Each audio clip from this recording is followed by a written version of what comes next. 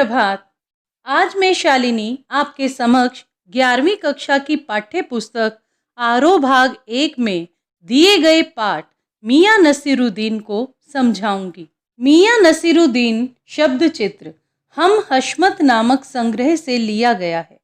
इसमें खानदानी नानबाई मियां नसीरुद्दीन के व्यक्तित्व, रुचियों और स्वभाव का शब्द चित्र खींचा गया है। मियां नसीरुद्दीन अपने मसहाई अंदाज से रोटी पकाने की कला और उसमें अपने खानदानी महारत को बताते हैं।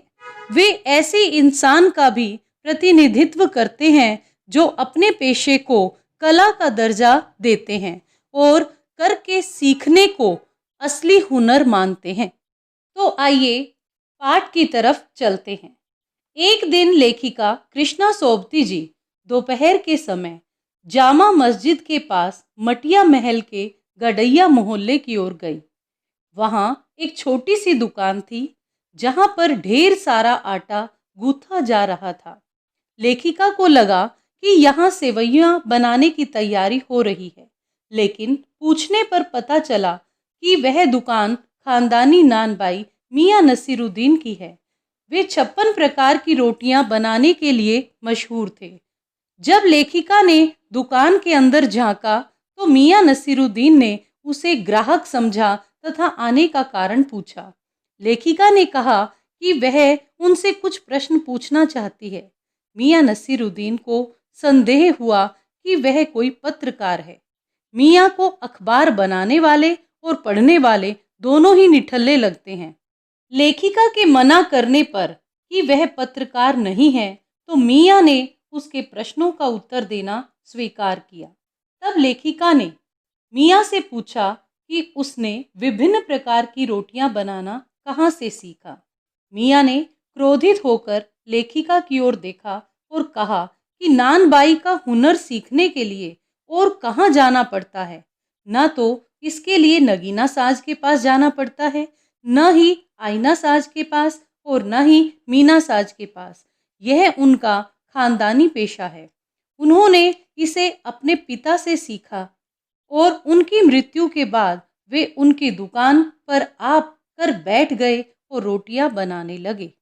लेखिका के प्रश्नों का उत्तर देते हुए मियां नसीरुद्दीन ने कहा कि उनके पिता मियां बरकत शाही गडैया वाले के नाम से प्रसिद्ध थे और उनके दादा आला नानबाई मियां कल्लन के नाम से मशहूर थे।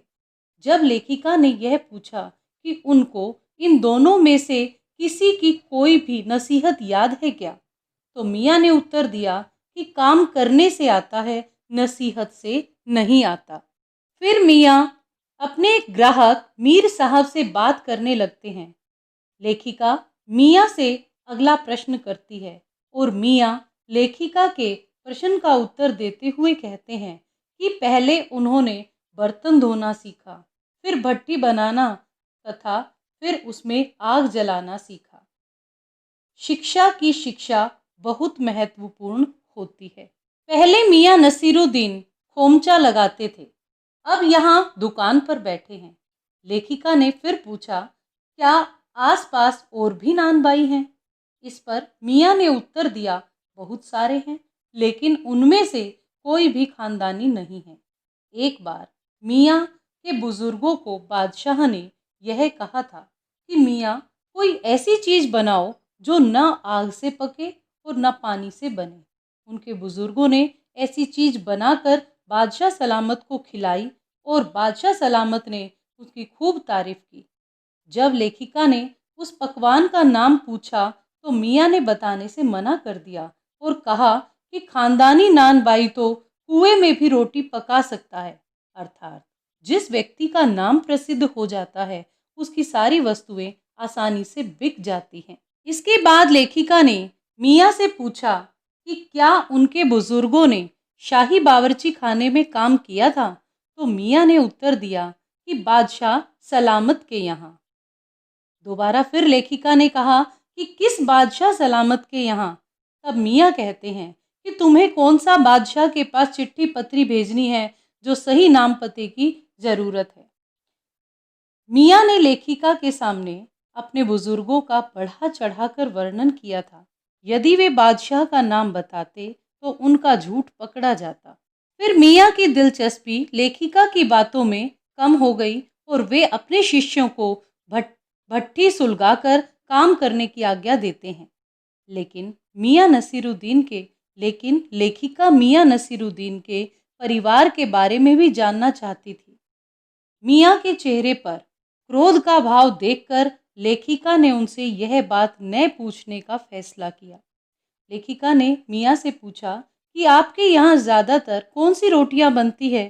तो लेखिका ने कहा, बाकर खानी, शीरमाल, ताफ्तान, बेसनी, खमीरी, रुमाली, गाव, दीदा, गाजेबान, तुनकी आदि रोटियां हमारे यहाँ ज़्यादातर बनती हैं। मियाँ कहते हैं कि अब ज़माना बदल गया है। खाने खाने की प्रशंसा करने वाले लोग अब नहीं रहे।